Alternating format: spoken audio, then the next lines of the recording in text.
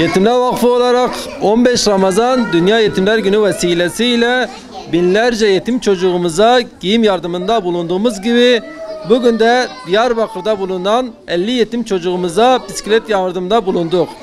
Yetimlerden yardımlarını esirgemeyen siz değerli hayırseverlerden Allah razı olsun. Siz hayırseverlerin bizlere verdiği destekle biz daha fazla yetime ulaşıyoruz ve ulaşma gayreti içindeyiz.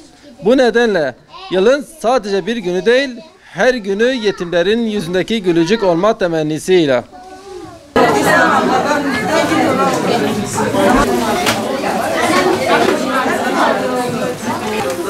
Abi.